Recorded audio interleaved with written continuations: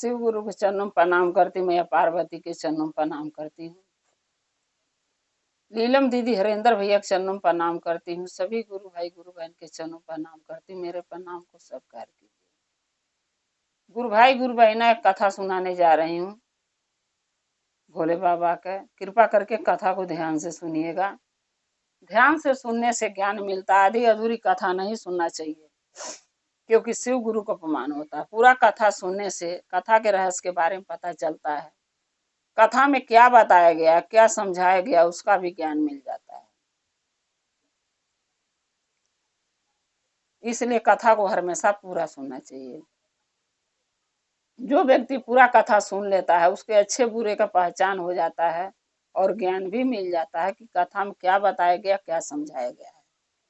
इसलिए कथा को हमेशा आप लोग पूरा सुनिएगा और ताकि ज्ञान मिल सके। एक गांव में एक पंडित जी रहते थे। वो पंडित जी सभी ब्राह्मणों से बहुत गरीब थे। वो गांव में जितने भी पंडित जी रहते थे उनसे सबसे गरीब ये पंडित जी थे। बेचारे अपने गरीबी से परेशान थे। पूजा पाठ ज्यादा पंडित गांव में होने के नाते पूजा पाठ ज्यादा इनको मिल नहीं पाता था करने को, क्योंकि कोई इनके घर पर आता, कोई उनके घर चला जाता। तो पंडित जी परेशान थे। सब तो थोड़ा सा पैसे वाले थे तो उनको उतना तकलीफ नहीं होता था, लेकिन ये जो पंडित जी थे वो काफी गरीब थे। इनको जब किसी को शादी ब्याह कराते थे, पूजा पाठ कराते थे, तो इनको पैसे जो भी दक्षिणा मिलता था, प्रसाद मिलता था, फल फूल मिलता था, उसको खा के अपना सीधा मिलता था, उसी से अपना जीवन बिताते रहते थे। एक दिन पंडिताइन बोली पंडित जी से कि पंडित जी ये बताइए, आज तो हम लोग जब तक दो थे जैसे भी जी रहे थे, अब हमारे एक लड़का हो गया है।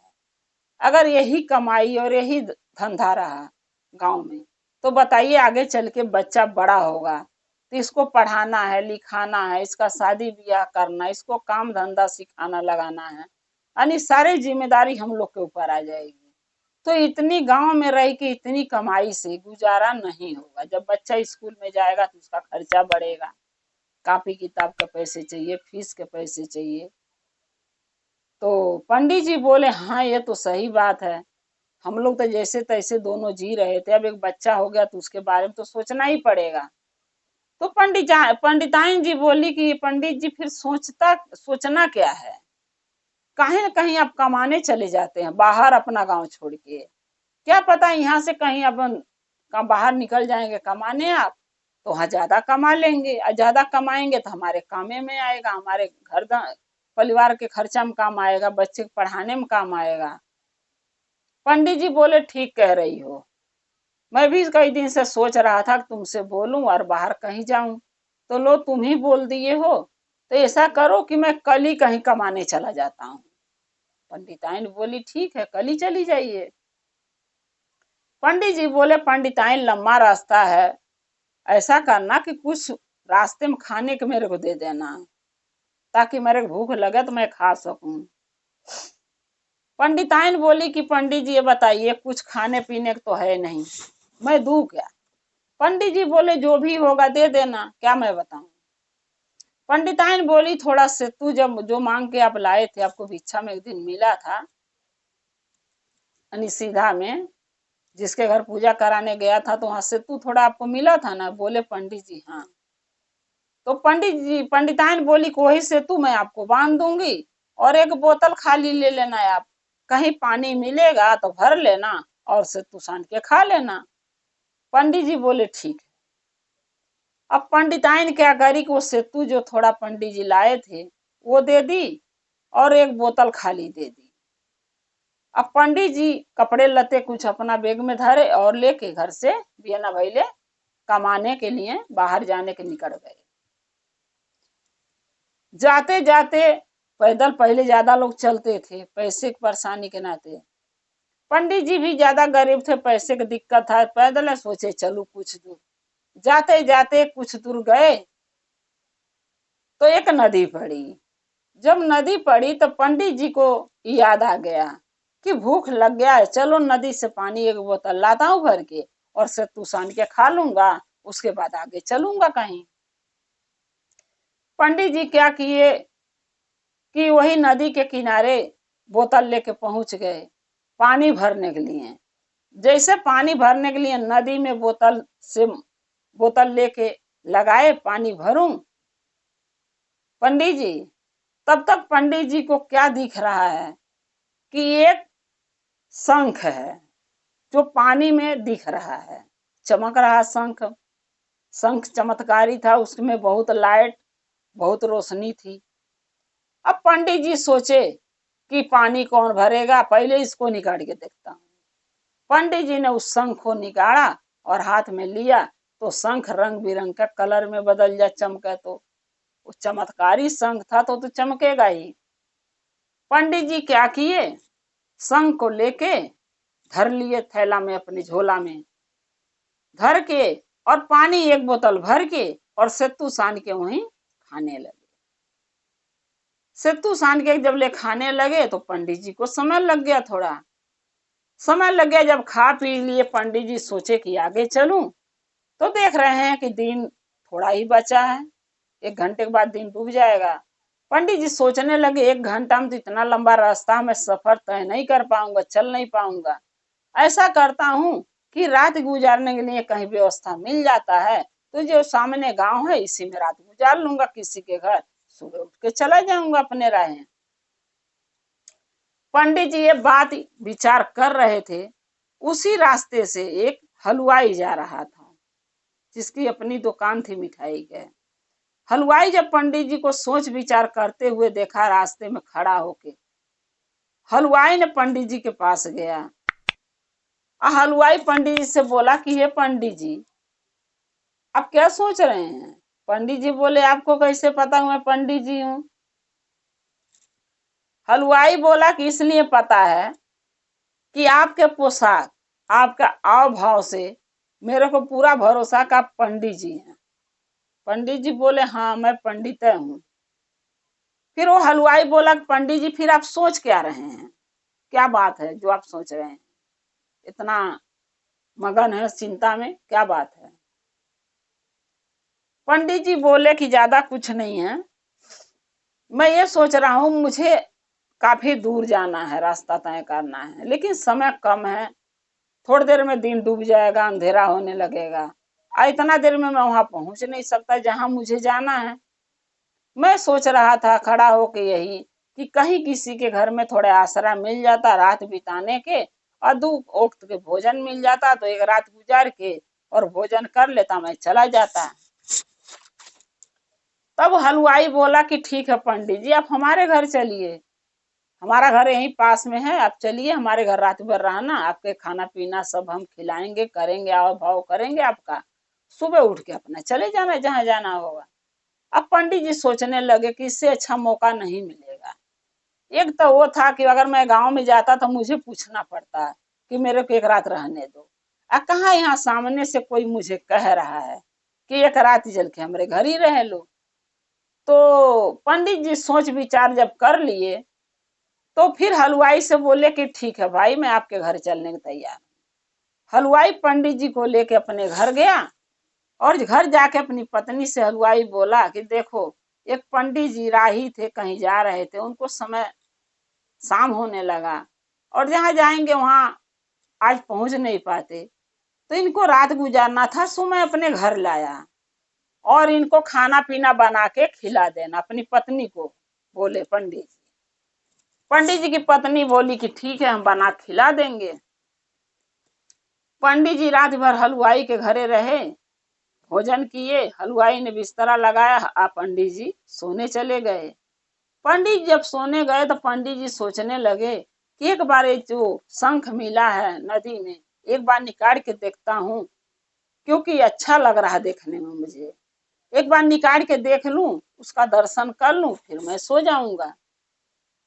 अब पंडित जी उस शंख के निकाल के लगे देखने। हलवाई क्या किया कि हलवाई जब दुकान से आया अपनी पत्नी से पूछा पंडित जी भोजन कर लिए? बोली हाँ। तो कहाँ है? तो सोने गए। हलवाई सोचा कि चलो जब से लाके उनको अपने घर किया हूं तो बात विचार हो नहीं पाया, चल के पूछ लूं खाए भी हैं कि नहीं, और कुछ बातें भी बतिया लेंगे। हलवाई पंडित जी के लगे जब जाने लगा तो देख क्या रहा है कि पंडित जी के हाथ में इतना बढ़िया चमत्कारी शंख है जो देखने पर मन मोह जा रहा है लोगों का। अब जो वो हलवाई था उसके भी मन में वो शंख बस। हलवाई सोचने लगा कितना सुंदर शंख है, पंडित जी सो जाएंगे तो शंख में चुरा लूंगा। ये बात पंडित जी को पता नहीं था। पंडित जी तो सो गए। जब सो गए तो हलवाई वो शंख उनसे थैला से निकाल के छुपा लिया पंडित जी के। जब हलवाई छुपा लिया, सुबह उठे पंडित जी सोचने लगे एक बार शंख का दर्शन कर लूं, देख लूं, भर न जाए, फिर अपने राहें जाऊंगा जहां जाना था। जब पंडित जी थैले में हाथ डाल रहे हैं तो शंख नहीं था। पंडित जी बहुत चिंतित हुए, सोचने लगे क्या बात है, शंख तो रात को मैं थैले में धर के सोया था, अभी शंख कहाँ चला गया। पंडित जी सोचने लगे कि अगर ये शंख मैं निकाल, वो पूछता हूं हलवाई से कि मेरा शंख कहाँ है, तो हलवाई सोचेगा कि जो पंडित जी के मैं भोजन कराया, बिस्तर लगाया, रात भर सोने का रहने के आसरा दिया, वो पंडित जी हम पे चोरी के इल्जाम लगा रहे हैं। हलवाई ये सोचेगा, नहीं पूछूंगा, चलो चुपचाप चला जाता हूँ। सुबह हुआ, पंडित जी बोले हलवाई से मैं अपने घर जाना चाहता हूँ। हलवाई बोला कोई बात नहीं, जाओ। लेकिन हलवाई ये नहीं बताया कि मैं शंख चुरा लिया। हलवाई भी नहीं बताया और पंडित जी पूछे भी नहीं, क्योंकि उसके एहसान के नीचे पंडित जी दबे हुए थे, इसलिए नहीं पूछे। पंडित जी जहां कमाने जाना था वहां नहीं गए, लौट के अपने घर चले गए, क्योंकि वो शंख जो था पंडित जी के बहुत दुख दे रहा था। पंडित जी सोचते रहते थे इतना अच्छा शंख था, पता नहीं कहाँ चला गया, कौन उठा ले गया। फिर पंडित जी क्या हुआ कि अपने घर गए, उनकी पत्नी बोली कि आ गए आप कमा के। पंडित जी कुछ नहीं बोले क्योंकि बेचारे दुखी थे, अपने रूम में चले गए। रूम में गए, फिर वहां पंडिताइन पहुंची, बोली क्या हुआ, आप बोले नहीं, मैं पूछी हूं तो। पंडित जी बोले मेरा तबीयत नहीं ठीक था। झूठ बोले पंडिताइन से, बोले मेरा तबीयत नहीं ठीक था इसलिए मैं चला आया और एक दो दिन के बाद चला जाऊंगा कमाने, अभी कुछ हो जाता, राह में दुख तकलीफ बढ़ जाता तो मैं क्या करता। पंडित जी झूठ बोल दिए पंडिताइन से। पंडित जी बताए नहीं क्या कारण घर लौट के आने का। पंडित जी फिर अपने घर रहने लगे और शंख के बारे में तो सोचते ही थे। पूजा पाठ करने बैठते थे तो सोचते थे क्या उस शंख अगर मैं लाता तो बजाता। शंख तो चुरा लिए सब वहां पर हलवाई घरे। हलवाई क्या किया, जब पंडित जी चले आए तो नहा धो के पूजा करने बैठा। हलवाई सोचा शंख बजाऊं, देखूं इसमें से कैसी आवाज निकलती है। जब हलवाई पूजा करने बैठा, शंख बजाने लगा तो उसमें से सांप गोजर बिच्छू निकलने लगे। हलवाई घबराने लगा, बोला एक शंख से सांप गोजर बिच्छू कैसे निकल रहे हैं, ये समझ में नहीं आ रहा। तो कहते हैं ना गुरु भाई ना, कोई भी वस्तु हो, कोई भी धन हो, अगर जिसके भाग में महादेव लिखे हैं उसको मिलता है तो उसका चीज नहीं लेना चाहिए, क्योंकि जिसके भाग में जो रहता वही उसके लिए फायदामंद होता है, शुभ होता है। अगर उसका चीज हम ले लेते हैं, चाहे आप ले लेते हैं या कोई भी ले लेता है, तो शुभ नहीं माना जाता है। वो चीज वो शुभ नहीं काम करता है, अशुभ के काम करता है। जैसे हलवाई के घरे होने लगा, जब हलवाई शंख बजावे तो सांप गोजर बिच्छू निकले। हलवाई ये चीज देख के डर गया, बोला कि पंडित जी का चीज मैंने ले लिया, चुरा लिया, ये मैं पाप किया हूँ। उसी का सजाई है जो महादेव मुझे दे रहे हैं। जब भी शंख बजा रहा हूँ तो कीड़े मकोड़े सांप गोजर निकल रहे हैं। यानी ये तरह महादेव मुझे बताना चाहते हैं जिसका शंख है उसको दे दो। हलवाई ने सोच लिया कल जाके शंख पंडित जी का मैं लौट आया हूँ। हलवाई के पास एड्रेस सोचने लगा कि है नहीं, लेकिन एड्रेस था हलवाई के पास पंडित जी का। क्यों, जब हलवाई अपने पास पंडित जी के रात रहने के लिए लिया के गया, उसी टाइम हलवाई की पत्नी बोली हलवाई से कि इनका एड्रेस पता ले लो। अनजान आदमी के घर में रखने से पहले एड्रेस पता ले लेना चाहिए, फोन नंबर ले लेना चाहिए। क्या पता वो व्यक्ति कहाँ से आया है, कैसा है, अच्छा है कि बुरा है। एड्रेस पता रहेगा तो कोई गलती करेगा तो हम उसको खोज सकते हैं, पकड़ सकते हैं। पंडित जी ने उससे एड्रेस पता लिखवा लिया था, हलवाई पंडित जी से, और उनका नंबर, मोबाइल नंबर पंडित जी के हलवाई ले लिया था, मांग लिया था। अब वही एड्रेस पता नंबर से, मोबाइल से हलवाई पंडित जी के घर 2 दिन के बाद पहुंचा। पंडित जी नहा धो के पूजा करने बैठे थे महादेव का, तौले हलवाई उनके दरवाजे पहुंचा, आवाज लगाया। पंडित जी सोचने लगे हलवाई की तो कोई चीज मैं चुराया नहीं, लाया नहीं, उल्टे हलवाई मेरा शंख छुपा लिया, ले लिया। हलवाई मेरे दरवाजे क्यों आ गया, क्या बात है? पंडित जी पंडिताइन की इशारा किए कि मैं पूजा कर रहा हूं, तुम देखो कौन। पंडिताइन गई तो देखी, पूछने लगी आप कौन है, क्योंकि पंडिताइन तो जानती नहीं थी कि हलवाई है। कैसे व्यवहार हुआ पंडित जी से, कैसे मिले? पंडिताइन पूछी तो वो हलवाई बोला कि मैं हलवाई हूँ, इस गांव से आया हूँ, पंडित जी के बुला दीजिए, कुछ बात करना हमसे। पंडिताइन सोची कि हलवाई लग रहा है इसके घर में कोई पूजा पाठ होगा, सो पंडित जी के बुलाने आया होगा। पंडिताइन आई और पंडित जी से बोली कि हलवाई इस गांव से आया है। पंडित जी बोले उनको बैठाओ, अभी मैं आ रहा हूं। पंडिताइन हलवाई के चरपाई बिछाई, बैठाई, और पंडित जी पूजा जब पूरा कर लिए, महादेव का पूजा कर लिए, पंडित जी हलवाई से जाके मिले। हलवाई जो देखा पंडित जी के पैरों पर गिर गया, पंडित जी के, बोला पंडित जी मुझे क्षमा कर दीजिए। पंडित जी बोले हलवाई के मैं क्या क्षमा करूं, क्या किए हो तुम गलती कि मैं माफ कर दूं? मुझे तो नहीं पता कि तुम कोई गलती किए हो, क्योंकि पंडित जी तो जानते थे, लेकिन वो सोचे देखो ये क्या बोलता है हलवाई।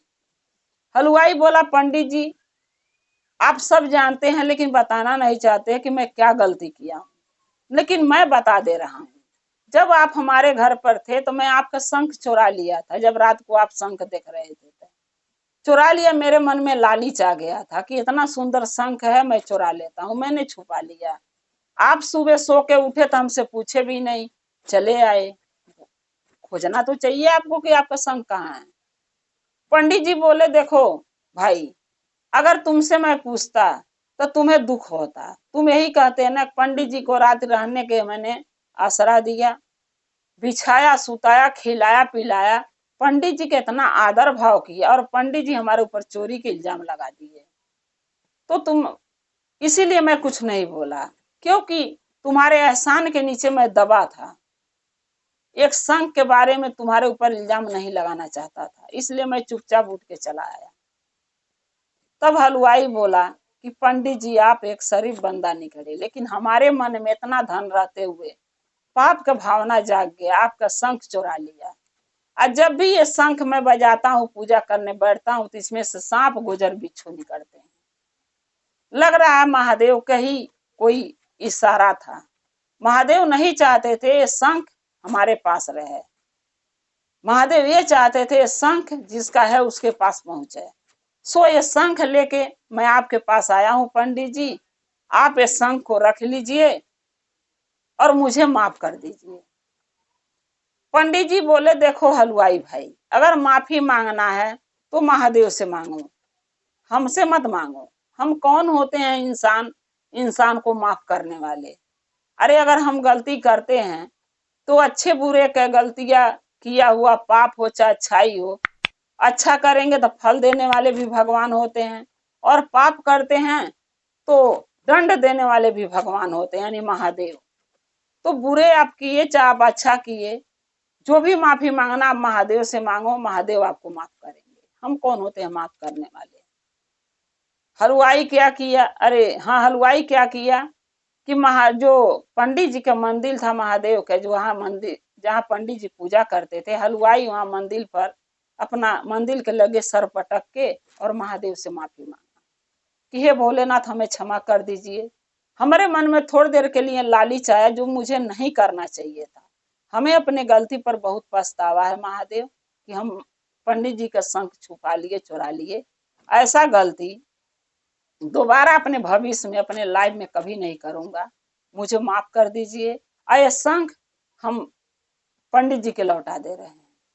हलवाई पंडित जी से माफी मांगा, महादेव से माफी मांगा मंदिर में, और माफी मांग के हलवाई बोला, पंडित जी एक बात मैं आपसे कहना चाहता हूँ, क्या आप करेंगे? पंडित जी बोले, बोलो, जो आप कहोगे, अगर मेरे लायक होगा तो जरूर करूंगा। हलवाई बोला, बस इतना चाहता हूँ कि एक बार आप शंख बजा के मुझे दिखाइए। कि मैं जब शंख बजा रहा था अपने घर में, तो हाड़े बिच्छी कीड़े मकोड़े निकलते थे, सांप गोजर, और मैं ये देखना चाहता हूँ आप बजाते हैं तो इसका आवाज कैसा निकलता है शंख का। पंडित जी शंख बजाने लगे, बहुत सुरीली, बढ़िया सुरीली आवाज निकला शंख से। और शंख से आवाज तो जो बढ़िया निकला सो निकला गुरु भाई गुरु बहिना, उस शंख से धन निकलने लगा। चमत्कारी शंख था। और वो महादेव पंडित जी के किस्मत में लिखे थे, उनका किस्मत महादेव उस शंख के द्वारा बदलना चाहते थे भोलेनाथ, क्योंकि पंडित जी महादेव का पुजारी थे, भक्त थे। एक सच्चे भक्त का पहचान महादेव अच्छी तरीके जानते हैं करना, क्योंकि वो देव देव महादेव हैं, हम इंसान न पहचान सकें, लेकिन भगवान तो सब कुछ देखते हैं, अच्छा बुरा। वो चमत्कारी शंख था। जब पंडित जी बचाने लगे तो शंख से सोना हीरा चांदी जवाहरात निकलने लगा। ये देख के हलवाई बहुत खुश हुआ, सोचने लगा मेरे पास धन था, लेकिन फिर भी मेरे मन में लालच आ गया, शंख चुरा लिया। ये बेचारा इतना गरीब है, ये शंख ये पंडित जी के लिए ही बना है। अब वो शंख द्वारा पंडित जी के पास सब कुछ हो गया, धन दौलत रुपया पैसा गाड़ी घोड़ा बंगला सब महादेव उनको दे दिए, और पंडित जी सबके जैसे अमीर भी हो गए, और पंडित जी के विश्वास महादेव पर और पक्का हो गया। तब से हलवाई जो है अपने घर चलाया, अपना रोजी रोटी कमाने खाने लगा, और पंडित जी अपने बीवी बच्चे के साथ महादेव का पूजा भक्ति आराधना करने लगे और महादेव के शरण में लगे रहे। इसीलिए कहते हैं गुरु भाई गुरु बहिना, किसी का हक का कोई चीज ले लेते हैं तो हमारे कोई काम का नहीं है, मिट्टी है, लेकिन जिसके हक का जो चीज है उसके लिए वो चीज बहुत फायदामंद होता है साबित, जैसे वो पंडित के लिए हुआ शंख। वही शंख हलवाई बजाया तो कीड़े मकोड़े निकले, वही शंख जब पंडित जी बजाए तो हीरे मोती जवाहरात रुपया पैसा निकलने लगा। तो आखिर वो शंख पंडित जी के लिए था ना, दूसरे के हाथ में वो धन थोड़ी न देगा जाने के बाद। इसीलिए कहते हैं कि जो है उसी में गुरु भाई गुरु बहिना खुश रहना चाहिए, थोड़ हो चाहे ढेर हो। अमीर इंसान अपने किस्मत से बनता है, किसी के छीन के नहीं बन सकते हैं। किस्मत में है तो अमीर बनेंगे, नहीं है तो गरीबी ठीक है, कम से कम 2 रोटी खा के चैन से सो तो रहे हैं, कोई टेंशन तो नहीं है। ये कथा गुरु के चरणों में रखते हुए फिर यही मैं आप लोगों से कहूंगी, गुरु भाई गुरु बहिना, कि मेरा कथा आपको अच्छा लगा तो कमेंट में लिख के जरूर भेजिएगा, चैनल को सब्सक्राइब कर लीजिए। जो भी मैं नया कथा वीडियो डालती हूँ आपके पास पहुंचता रहे। आप हमारे कथा को ऐसे ही देखते रहें, अपना प्यार दुलार देते रहें।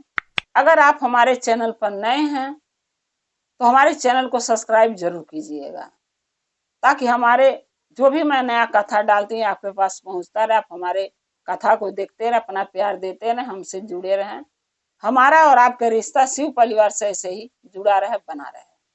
हर हर महादेव, घर घर महादेव। महादेव की दया और कृपा सदा आप लोग पर, सब गुरु भाई गुरु भैया पर बना रहे। शिव गुरु सदा आप लोग के साथ रहे। जय श्री गुरु।